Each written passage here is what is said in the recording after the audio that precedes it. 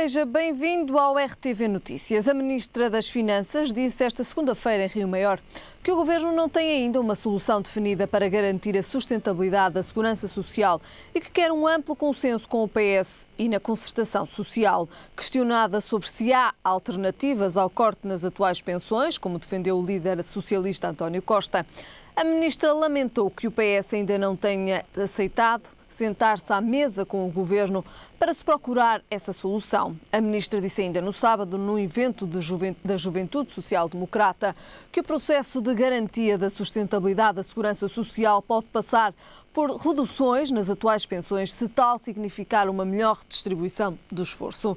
Na reação a essa declaração, o secretário-geral do PS lembrou que a Constituição impõe a garantia das pensões em pagamento e afirmou que existem formas de financiamento alternativas.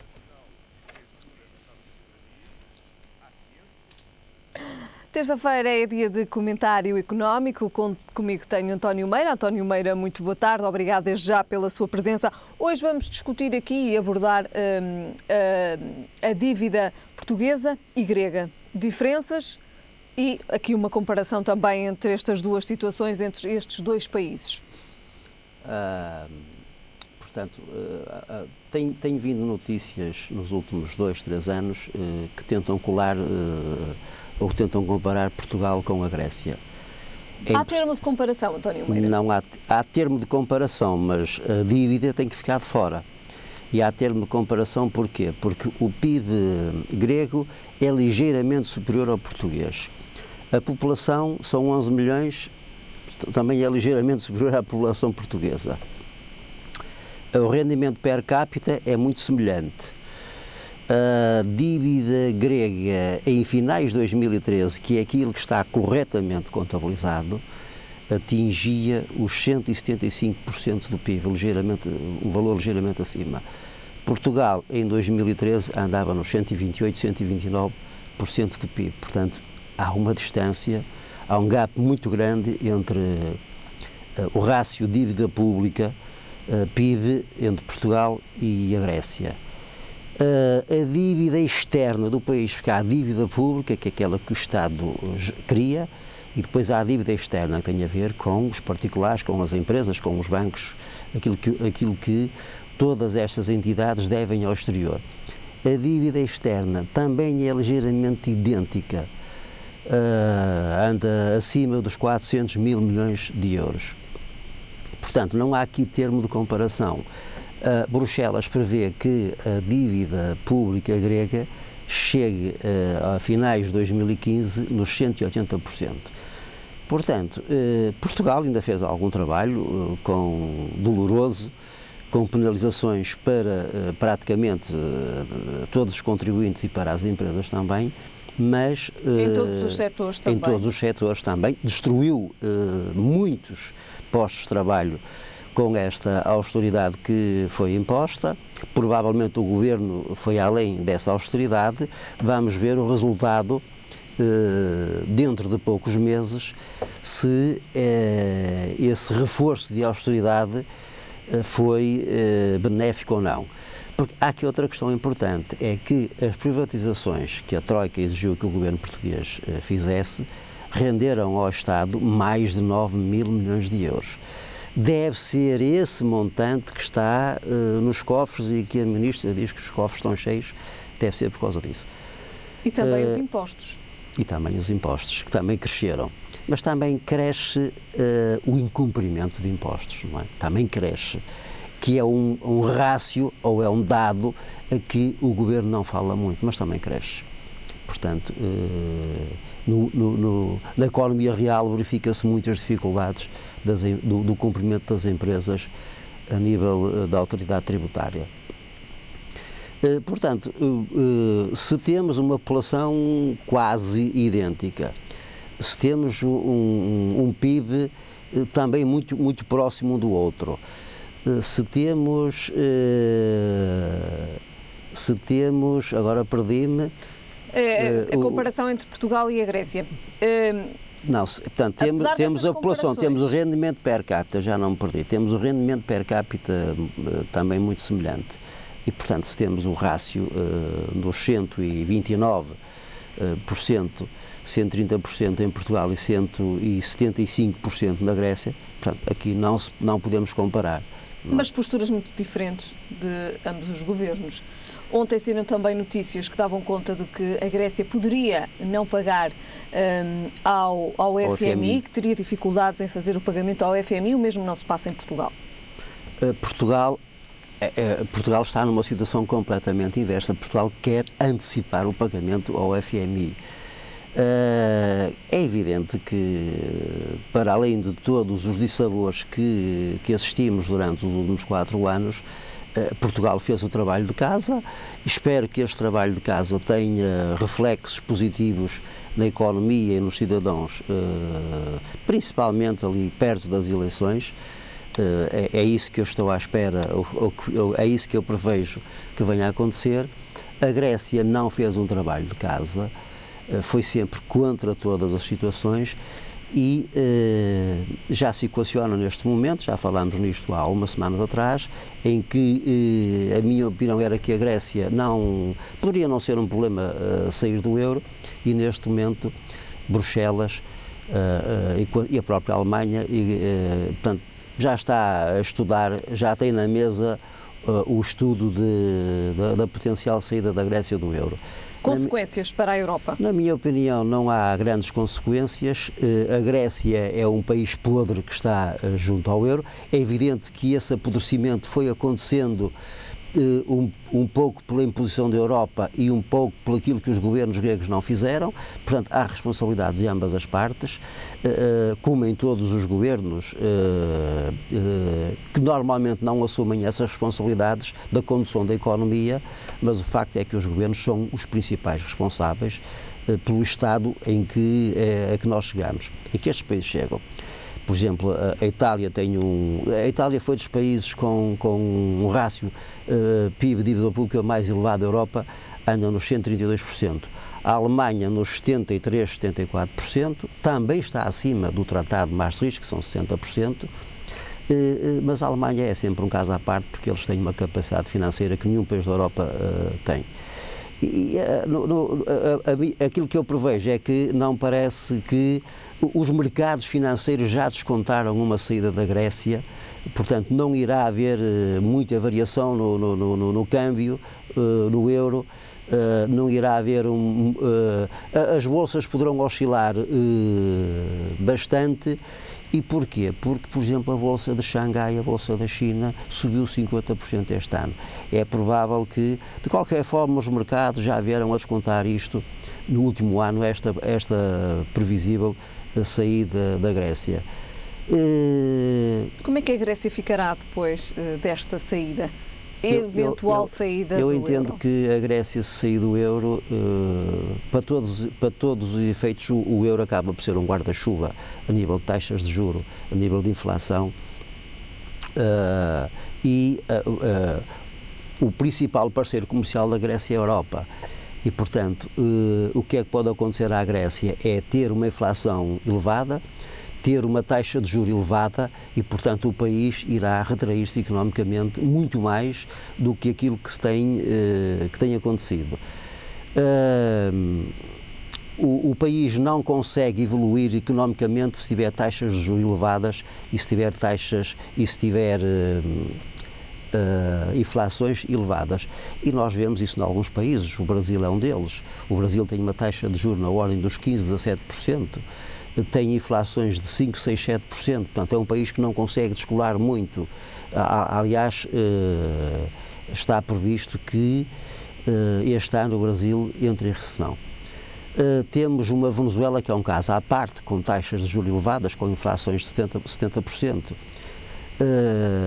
Enfim, dos países mais desenvolvidos, temos uma Turquia que ainda não conseguiu controlar a taxa de juro nem a inflação, apesar de ter feito melhorias nos últimos anos. Portanto, no fundo, o euro é uma proteção. Nós podemos, os cidadãos e as empresas poderão pagar mais um pouco por isso, mas é uma proteção, porque a Helena não se recorda, mas eu recordo-me de taxas de juro a 25% e a 30% em Portugal, a seguir ao 25 de Abril.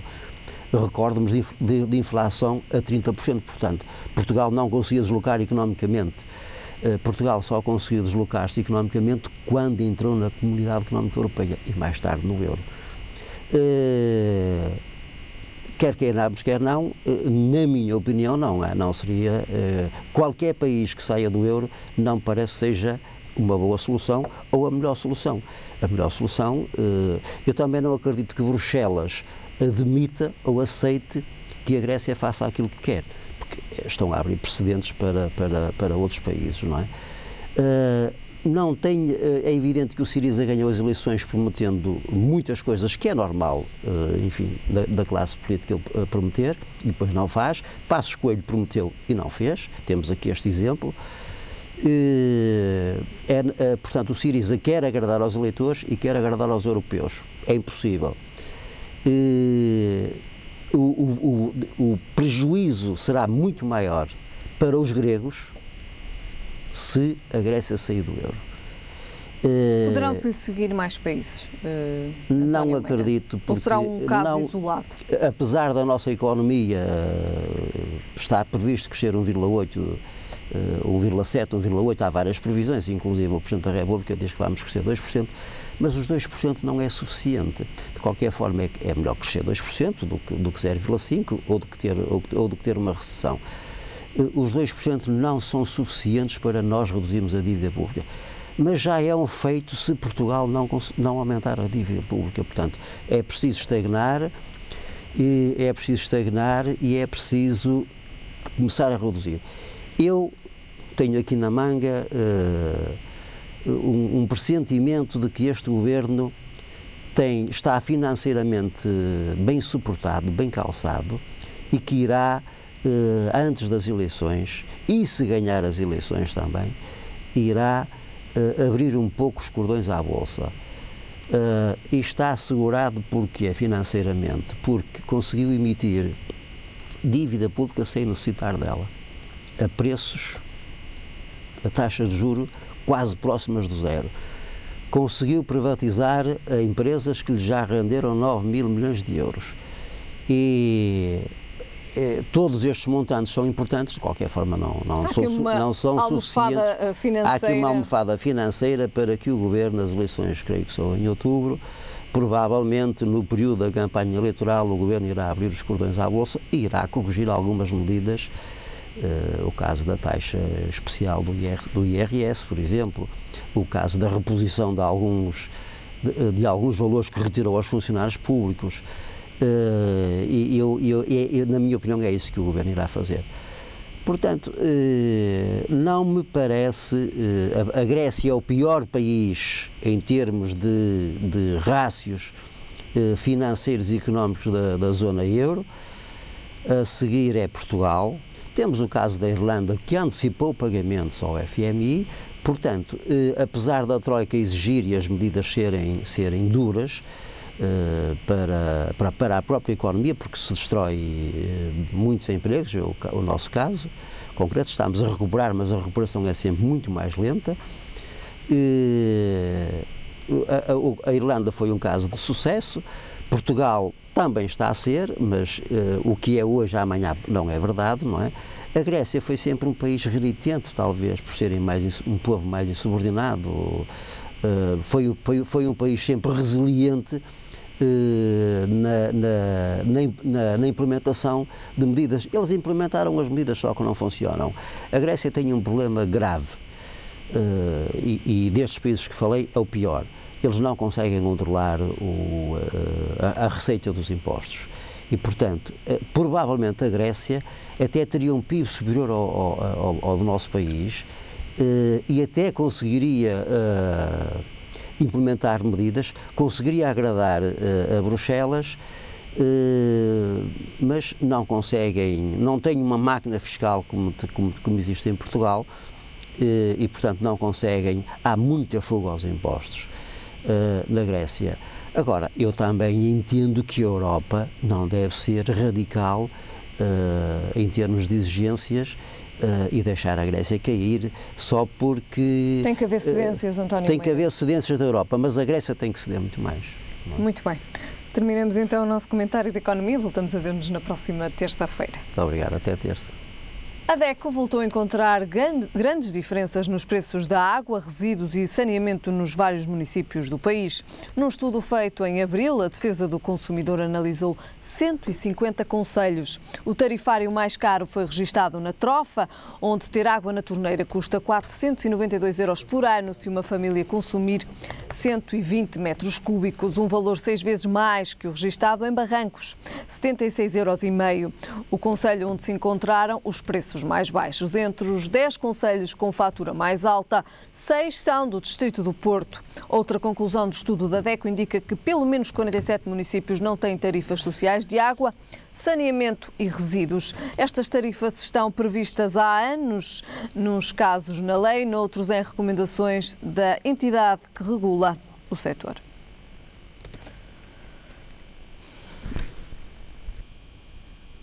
Terça-feira é também dia de comentário com Albino Almeida. Albino Almeida, muito boa tarde. Obrigado desde já pela sua presença. Começamos por falar nas pensões. Na semana passada falámos de um relatório do FMI que dizia que Portugal teria que cortar nos funcionários públicos. Este fim de semana tivemos declarações da Ministra que nos diz que possivelmente terá então que cortar nas pensões. Portugal tem mais condições para mais medidas de austeridade? Não tem. Não tem. Nós, lá em casa, devem saber o seguinte: 75% das pensões pagas pelo Estado português estão abaixo de 500 euros. E todas as outras acima de 500 euros começam num patamar que vai de 500 a 1000. De 500 a 1000 estão mais 278 mil pessoas. E de 1000 para cima estão todos os outros, o que dá sensivelmente uma média de 15% dos portugueses. Ou seja, 75% das nossas pensões vão até 500 euros. Como facilmente perceberão, estando as outras entre 500 e o valor qualquer, quando é preciso reduzir o valor das pensões a pagar, a tentação de cortar no universo maior, que é o dos 75% que são as pensões até 500 euros, é muito grande porque é a única que dá efeito. Para reduzir a dívida, para reduzir o déficit, cortar a alguém que já ganha só 500 euros é muito complicado. E, portanto, o que o Partido Socialista não está certamente preocupado, por exemplo, com estas questões, e por isso falou em encontrar outras formas de financiamento da Segurança Social em detrimento, digamos, mas como é preciso também tornar os custos do trabalho mais acessíveis, tinha que haver aqui um compromisso de, baixar a TSU aos trabalhadores e às empresas, no tempo, baixar menos o IRC das empresas, visto que o IRC das empresas, na maior parte dos casos, beneficia as grandes empresas que, por acaso, foram vendidas todas ao estrangeiro. E, portanto, este foi o debate que o Partido Socialista conseguiu lançar na opinião pública, que levou a que a Sra. Ministra, num exercício de sinceridade que eu quero aqui realçar, viesse a dizer que, afinal, tinha que cortar, ou ela entende que tinha que cortar. Só que ela foi muito fustigada pelo PSD, foi, quer se queira, quer não, desmentida pelo Ministro da Segurança Social, numa velha diatribe entre o CDS e o PSD, dentro da coligação, foi depois corrigida pelo porta-voz do PSD, Dr. Marco António Costa, e hoje vem admitir que tem um problema, mas que esse problema é para resolver no futuro com os partidos da oposição. Eu acho que a Sra. Ministra, em todos os casos, foi muito sincera e quero aqui realçar, porque nela isto não é normal. Mesmo quando diz que o principal partido da oposição, é que eu espero que seja o PSD, quando este assunto voltar a ser tocado, e seja possível fazer então, respondendo concretamente à sua pergunta, olhando para o futuro, que seja possível encontrarmos uma solução como a Suécia. O que é que acontece na Suécia? Nós tínhamos uma reforma feita em 2007 por Vieira da Silva, que colocou lá uma cláusula de salvaguarda em relação à idade das pessoas, e depois foi preciso criar a SES. A SES, como se recorda, entrava em linha de conta com as pensões acima de 1.500 euros, ou seja, era um contributo das pensões mais ricas para financiar o sistema. Portanto, essa contribuição visava justamente, estaria em vigor até se fazer a reforma, a segunda parte da reforma de Vieira da Silva, que não a pôde fazer, e que tem a ver com um sistema misto. É um sistema em que as pessoas têm uma conta corrente na Segurança Social. Tudo o que descontam na vida, mais o que a empresa desconta, está numa conta individual como a nossa conta bancária. Mas aquilo é só, digamos assim, um registro. Porque o dinheiro entra para a Segurança Social como entra agora, servindo os mesmos fins que serve agora. Só que eu sei pela minha conta corrente quanto é que tenho para quando chegar à reforma me ser devolvido em prestações, em anuidades, como eu quiser. Com uma facilidade, que é, eu posso engordar aquela conta, isto é, se me sobrarem uns trocos no final de cada ano, ou no final, ou numa altura qualquer do ano, eu posso pôr nessa conta. E no final tenho o resultado disso. Ao longo dos anos, o Estado, que usa esse dinheiro para fins vários, remunera em função de um critério que torna público, que é dizer, muito bem, este ano a produtividade aumenta o X, o produto interno bruto aumenta o X, nós vamos dar uma remuneração, por exemplo, de 1% ou 2% àquele dinheiro. E todos os anos isto é feito assim. Significa, portanto, que este modelo misto, não é? Que não altera substancialmente o que estava feito, mas é uma evolução, ou seja, permite duas coisas. Primeiro, que as pessoas construam a sua própria reforma num limite que será definido pela lei. Se todos descontarem os seus impostos, aquilo que devem, as suas contribuições, terão um mínimo garantido e um máximo garantido. Acima disso, entrarão em linha de conta com o seu próprio aforro. O que isso significa o quê? Que a Segurança Social, em vez de nós entregarmos isto a bancos privados ou a seguradoras privadas, no fundo a Segurança Social constitui-se uma conta poupança e também um fundo para o qual as pessoas contribuem. É esta reforma que vai ser preciso fazer, mas o problema para garantir aqui, a sustentabilidade da Segurança Social. Mas o problema aqui tem a ver com o prazo, digamos, a transição. É preciso definir quem são os que vão entrar no novo modelo, e supostamente todos que começarem a trabalhar a partir de uma determinada altura. Quem vai ter um modelo de transição, que é aqueles que já estavam a meio da carreira contributiva e que já contribuíram de uma maneira e agora teriam que contar com, saber exatamente com o que contam, e aqueles que estão, digamos assim, depois dos 70 anos, por exemplo, ou dos 75, em função do tempo médio de vida, e que serão 5 anos residuais, peço desculpa de falar com esta frieza, mas enfim, é disto que estamos a falar. Ora, esta transição tem que ser definida. Até esta transição existir, para financiar esta questão, temos dois caminhos. Ou que o PS defende, que é, por um lado, dá às empresas custos de trabalho mais barato, mas depois tributas mais alto, com um IRC social, e outras formas de financiamento da segurança social. Por isso, nomeadamente com aquela ideia de colocar fundos da Segurança Social na requalificação urbana. O que é que isto quer dizer? Se fôssemos buscar 1.300 milhões à Segurança Social para investir na requalificação urbana, nós vamos criar postos de trabalho, vamos pegar em muita gente que está desempregada que iria trabalhar nessas obras e, portanto, deixava de ser um custo para, pelo menos, ter impacto zero nas contas públicas. À medida que reconstruímos as cidades, que abrimos infraestruturas para comércio, serviços, etc., estamos a criar rendas que também contribuem e, portanto, há aqui vários modelos que têm que ser discutidos de uma forma séria. Até lá, é preciso dizer à comunidade europeia, nós estamos a fazer uma reforma para resultar para o futuro, mas precisamos de financiar a diferença que isto ainda dá até entrar completamente em funcionamento. E é este tempo que divide o PS e o PSD como em tudo. O PSD corta e acha que resolve. Agora, pelos vistos, a ministra queria cortar, mas eles não querem e, portanto, como há eleições, ela teve que meter a viola no saco, pelo menos uma parte da viola, ficou com o braço de fora, não é, da viola. E, portanto, este é o ponto. Nós temos Mas há também que chegar a um consenso entre os partidos. Não, há que chegar a um consenso e com a Europa, porque a Europa tem que olhar para isto. E no momento em que as taxas de juros estão tão baixas, quanto mais depressa andássemos na reforma, melhor. Mas não é numa reforma de cortes, é numa reforma que criasse um modelo novo, que tem montes de estudos no próprio Ministério da Segurança Social, que este governo interrompeu, que vinham atrás, que estavam lançados, e, portanto, precisam ser retomados numa lógica de compromisso nacional.